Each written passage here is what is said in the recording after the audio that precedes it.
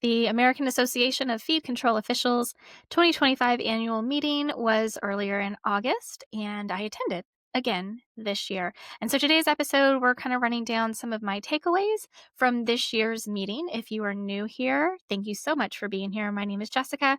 I am a certified canine nutritionist and holistic pet health coach, and this is the Pet Parenting Reset, where I bring you all kinds of incredible information for making better choices for your pets, for their health and for their happiness, for hopefully an extended life, but certainly a healthier life.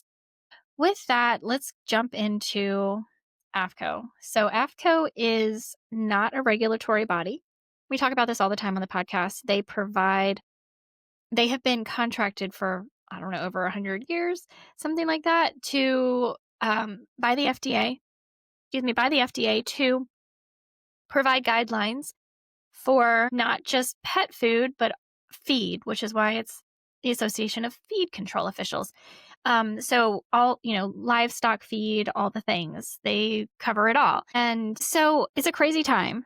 It's a crazy, crazy time. We've talked a little bit about the PUR Act in the past. If you've missed those episodes, you can certainly go back to them. The PUR Act is still in Congress, but it is it's dissolving the Memorandum of Understanding, or MOU, between FDA CVM, which is the Center for Veterinary Medicine at the FDA, Food and Drug Administration, with AAFCO, that has been in place for a very, very long time. Some of the things that were talked about this year were kind of follow up from last year, because last year was like, oh my gosh, what is happening? Like, people in the room were silent because nobody knew what was going on, what is happening. And I think we're still kind of in that place, but AAFCO is definitely grasping to remain relevant. And the FDA is saying that they are still going to work with AAFCO, just not in the same ways. Anyway, we're going to get into all of that really quickly. I want to present to you a really incredible product that I have been using for Kim. And I want to say thank you, because without sponsors, this podcast may not continue. So let's talk about Legacy Biome for a moment. All right, pet parents, you already know that I talk all the time about needing to stop, as much as we possibly can, feeding our fur babies garbage. For lack of a better word, that's what we talk about here a lot. And again, doing the best we can, that is the message above any and everything else. The more we learn, the more we know we need to make some changes. And this episode is powered by Legacy Biome. This is no BS. And this is why I think you need Legacy Biome. So Legacy Biome offers premium. When I say premium, I mean premium FMT, fecal microbiota transplant capsules. These are products for your dog designed to restore and support a healthy gut microbiome. Yes, you heard me. Top tier microbiome therapy straight from nature's playbook. Gut health isn't optional. We talk about this all the time. It's not optional. It drives digestion, immune strength, allergy resistance, mood, and even chronic disease risk. So if your pet's gut is out of whack, their whole system is out of whack. If you've learned nothing from me thus far, I think you should know that. So Legacy Biome tells us that their donor animals live on a raw, organic diet in pristine, chemical-free environments, generations bred to preserve a rugged and unaltered microbiome. No antibiotics, no pesticides, no synthetic crap ever. And they screen those donors with the strictest protocols in the industry. Kim's over here next to me, if you can hear her. So if you have a pet that is wrestling with chronic diarrhea, itchy skin, hair loss, allergies, rebounding from antibiotics, that's a thing too. Legacy Biome is your weapon. Heck, you can just use it proactively to build a bulletproof gut and immune health. So don't worry, vets handle this. FMT is administered rectally often through veterinarians' offices, but we don't always have access to that.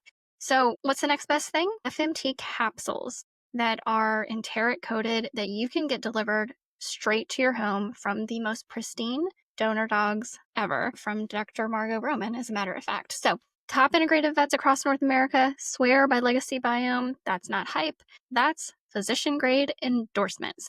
If you're ready to stop the gut wreck and start the comeback with your dog, head to legacybiome.com. That is legacybiome.com, LEGACYBIOME.com. and get some for your pet. And by the way, let me know how it goes. You know me. You can always reach out to me on Instagram. I'm here to talk to you all the time. I want to know. Let me know about it. To try Legacy Biome for your dog, visit legacybiome.com and use code TPPR10. That's TPPR10 for 10% off.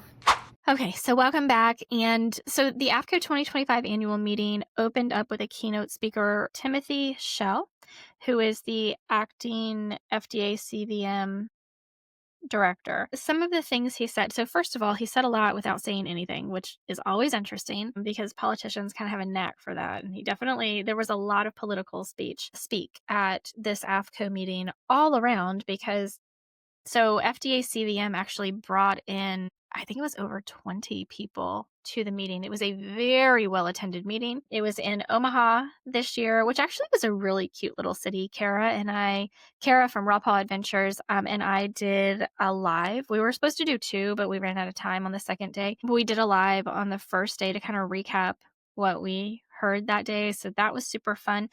But some of the things he did say is that he was speaking specifically about color additives. And what he said is that what happens in the human space will be mirrored in the animal space. So, for example, the red dye, the one red dye that has been banned, and they've given, I don't know how many years to get that out of human food, that is going to be mirrored in the pet space. I don't know any more than that, but it sounds like their intention is that anything happening in the human food space as far as like banning additives, banning colors, dyes, banning things that are in food, that is going to translate into pet food, which is a really good thing in my opinion. Hopefully they follow through with that. That's obviously something he just said out loud and I don't know if it's on paper anywhere.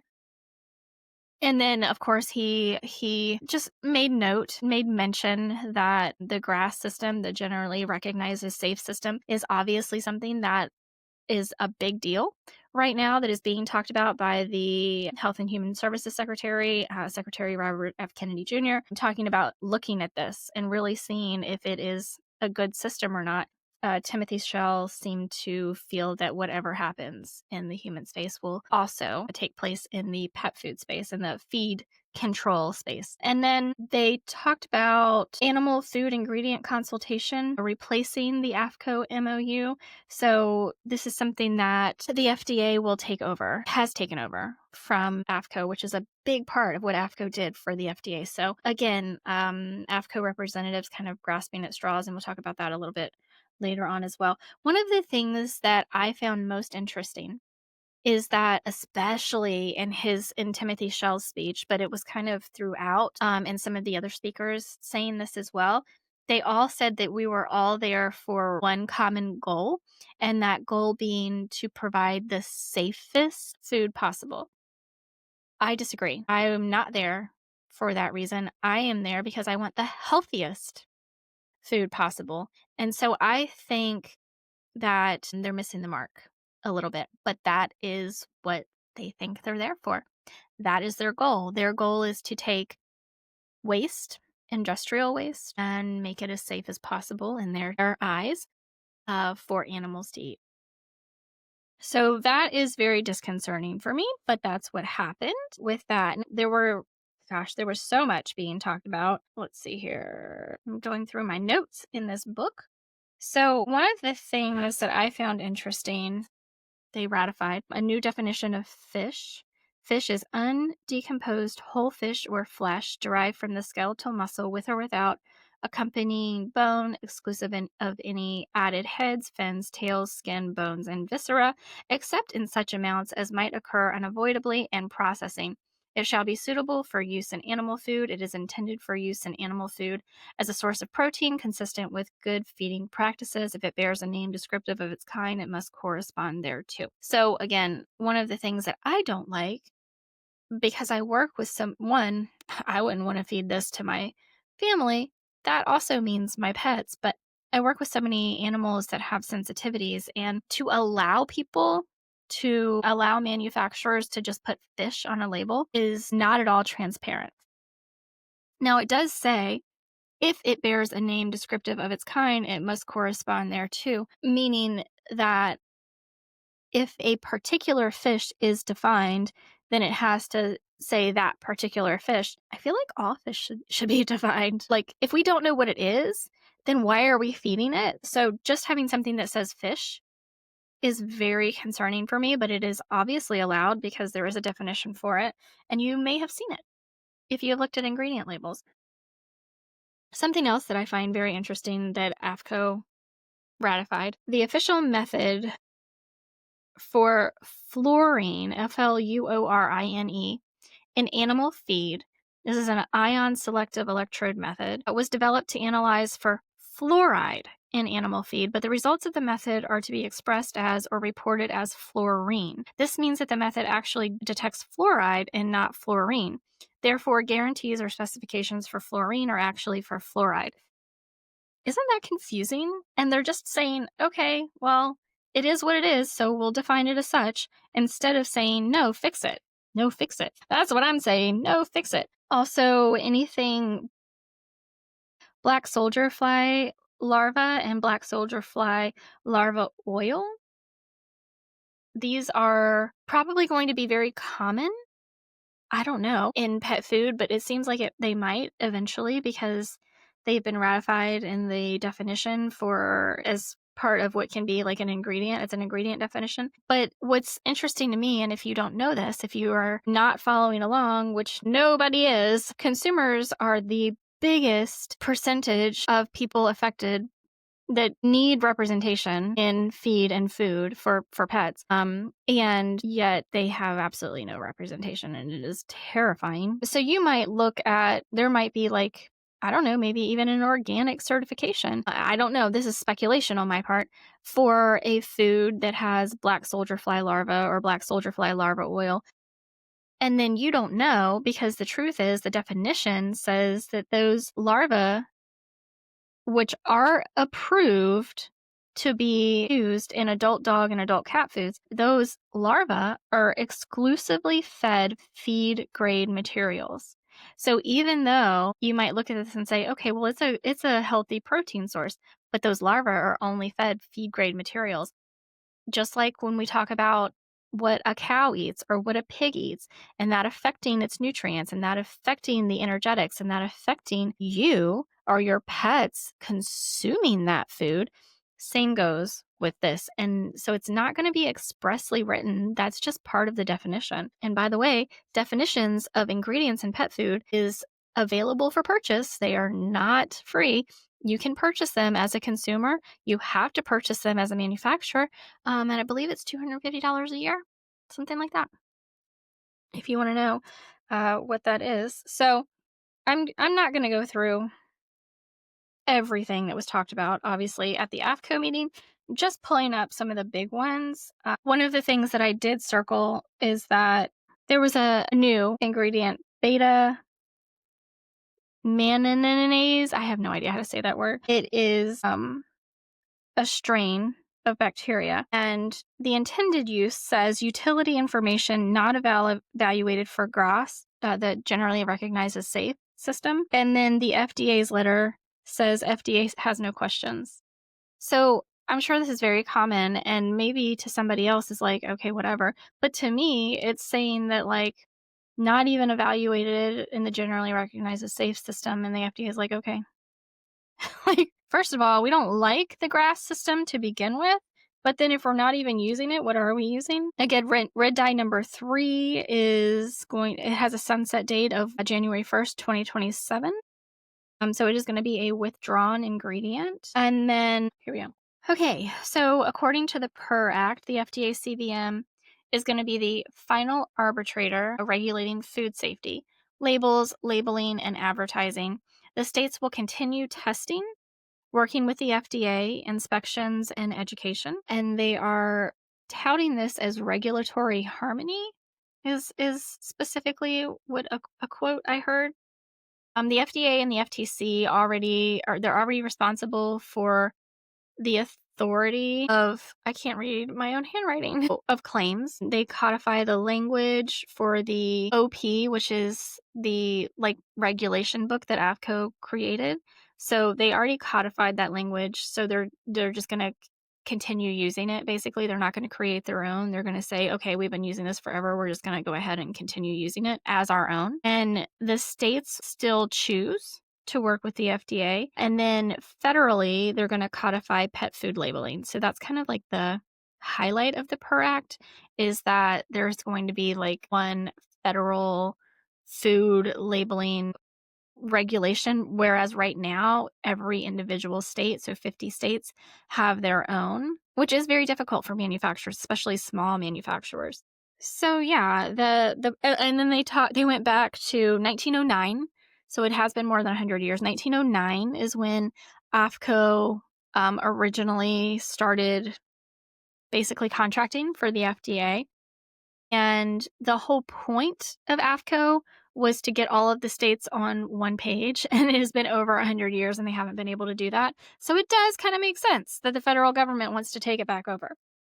So let's get to the second day at AAFCO. Yeah, so they were supposed to give updates on HPP because there's no definition for HPP. They were supposed to give a definition for jerky, still has not been defined, and there's supposed to be a definition for gently cooked, which is also not defined. None of that has happened. They requested work groups. They don't have official work groups. What's interesting with all of this is that we use HPP in human food manufacturing, so I feel like there should be some definition somewhere of it. I don't know. And then jerky, like how long has jerky been sold and there's no definition for it? That's kind of crazy as well. And then gently cooked. So I think along the same lines as and then the common food index, we added dates, pumpkin seeds, honeydew, cantaloupe, and spinach. What was really funny was somebody was like, I'm shocked we added honeydew and cantaloupe because who knows what that actually is. And I was like, what? Like, don't we know what that actually? I don't know. Maybe I'm wrong on that. You can let me know. But also, they brought up, which is so silly, they brought up food versus feed again. Now, the reason I say this is so silly is because it's like, yes, as a consumer, I absolutely want to look at this again. But as like AAFCO, this is done. This is handled. They've already decided that these two words are to be used interchangeably. So anywhere you see the word food, they mean feed, and vice versa is what they're saying.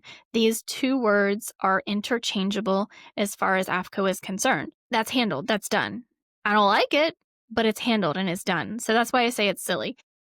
But somebody actually got on the mic and said, who even cares about this anymore? And I was like, wow. Like, tell me there are no consumers on these panels without telling me there are no consumers on these panels, right? Because even though consumers are the largest group affected by pet food and feed regulation, they have no say. They have no presence in regulation whatsoever. And it drives me up the wall. And manufacturers, even healthy pet food manufacturers, don't care either. They're like, leave it the way it is because they can use feed grade ingredients and still call it food. And some of the foods that we feed, some of the foods that I even recommend are technically, they have feed grade ingredients in them because this is just the way of the world for pet food. But some of the reasons that were given for not going back to redefine this is that 1, it's too much work. 2, does anybody care?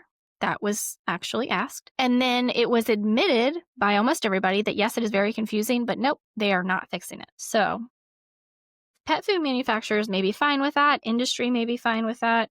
Feed control may be fine with that. As a consumer, I'm not fine with that. I want to know the difference. I want a pet food package or a pet feed package to say if it is food grade or if it is feed grade. That's what I want. So on the second day, to kind of close out the day, we had a presentation from Dr. Kathy Gross. She is a PhD diplomat from the American College of Animal Nutrition. She recently retired after a 32-year career at Hills Pet Nutrition, and she gave a presentation on pet obesity. And here are some of my takeaways from her talk. She still believes that reducing calories is the way to combat this. that reducing calories will keep pets a healthy weight. I think this is a very short sighted argument. Obesity is an inflammatory disease, and she did not talk about that. And there was a lot of irony going on. She also could not seem, even though she had trends and graphs and showing like pet obesity and time over time, blah, blah, blah. Somehow she could not see the correlation between the overweight epidemic starting and the timing of ultra processed foods. She also barely mentioned anything about a species, or no, she didn't say anything about a biologically or a species appropriate diet. There was one mention that was like an afterthought. She gave like all of these things, like, I don't know, 15 things that needed to be done to combat pet obesity. And the last thing she said with like a second, like a blip on the screen was like, maybe we should consider fresh foods. I don't know. We need to look into that more. It wasn't even a definitive. It was just like, I don't know, maybe. And then went on with her talk. It was very, very short sighted. The idea that just a reduction in calories is going to do it is asinine to me as a health coach, or just, I don't know, as a human walking this planet, understanding how inflammation plays a key role in everything and how kibble is the most inflammatory food that we could be feeding our pets. I believe, yeah, pretty much the most inflammatory food that we could possibly be feeding our pets. But so anyway, AAFCO was very frustrating this year. It's a lot of just sitting there being bored, and every once in a while you're like, "Oh my god, did I just hear what I heard?" That's the AAFCO meeting. But the reality is we need more consumers there. We need a bigger presence. We need to let people know that we actually care in a meaningful way. You know, one thing that did happen this year that I'm very grateful for, so 2024, I had to pay $500 to attend. They reduced the fee for consumers to $250 this year. And so I feel like, and that took a lot of talking. Like Susan had to really push. Dr. Kathy Alanovi had to really push. And I think they listened and they're like, okay, well, let's see. Let's give it a go. And I know, Kara with Raw Paw Adventures, she also came this year. So she had the benefit of paying half what I paid last year to go. And then, of course, you have travel, airfare and hotel and all of that has to be paid as well. So it's not cheap. And so I get why people don't go, and it's boring and it's frustrating. But when we don't attend, they get to do what they want. And they get to look and say, well, you're not attending, so you obviously don't care. And that's one of the biggest takeaways for me is like, no, it's not fun. And no, I am not happy about the things I'm hearing, but I have every intention to continue showing up because I do care. And I don't know. That's just my message, especially to healthy pet food manufacturers. Please show up as well. Some of them do, but not all of them. And, please show up because what you do matters. Consumers, please show up. We are the biggest percentage that is affected by this, and we're not showing up. And no, they don't make it easy. They do not make it easy. They don't want us there. That's exactly why we have to be there. So I hope I didn't ramble too much, but that's kind of the highlights from the AAFCO 2025 annual meeting. Let me know if you have any questions about that, and let me know if any of this frustrates you as much as it frustrates me. I don't know. I know that these AAFCO updates, this is just the second one, but they tend to be the ones that people don't get into as far as episodes go as much as other episodes. But it's important, guys. This is the regulation. And it's still our only connection to FDA CVM at the moment. I don't know how that's going to look moving forward. I don't think anybody does, but that's another reason why I'm attending is to figure out what this is going to look like moving forward because we need to know. Consumers, our pets, are being affected by everything they do. And so we need to know what they're doing. So with that, I'm going to go ahead and end today's episode. I want to say thank you again to Legacy Biome for being the sponsor for this week's podcast. And if you have any questions about AAFCO, if you have any questions about Legacy Biome, reach out to me. Instagram is the best way to do that. Of course, I'm at the Pet Parenting Reset. Guys, I just can't wait for next week. We have another incredible guest coming next week, and I have so many more ahead for the rest of the year for you guys. With that, please give your pets some extra love from me today. And here is a message from Legacy Biome one more time. Alrighty, pet parents, you already know that I talk all the time about needing to stop as much as we possibly can feeding our fur babies garbage. For lack of a better word, that's what we talk about here a lot. And again, doing the best we can, that is the message above any and everything else.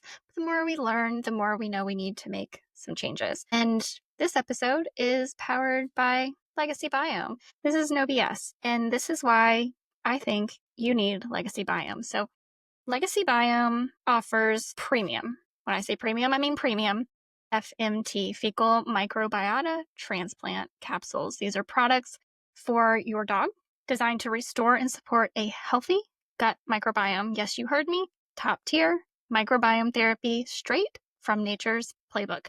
Gut health isn't optional. We talk about this all the time. It's not optional. It drives digestion, immune strength, allergy resistance, mood, and even chronic disease risk.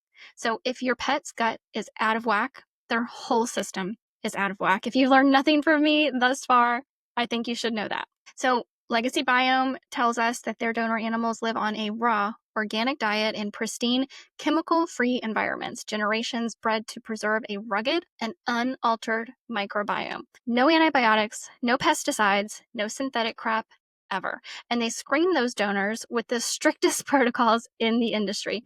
Kim's over here next to me, if you can hear her. So if you have a pet that is wrestling with chronic diarrhea, itchy skin, hair loss, allergies, rebounding from antibiotics, that's a thing too. Legacy Biome is your weapon. Heck, you can just use it proactively to build a bulletproof gut and immune health. So don't worry, vets handle this. FMT is administered rectally often through veterinarians' offices, but we don't always have access to that. So what's the next best thing? FMT capsules that are enteric coated that you can get delivered straight to your home from the most pristine donor dogs ever, from Dr. Margot Roman, as a matter of fact. So top integrative vets across North America swear by Legacy Biome. That's not hype. That's physician grade endorsements. If you're ready to stop the gut wreck and start the comeback with your dog, head to legacybiome.com. That is legacybiome.com, LEGACYBIOME.com, and get some for your pet. And by the way, let me know how it goes. You know me. You can always reach out to me on Instagram.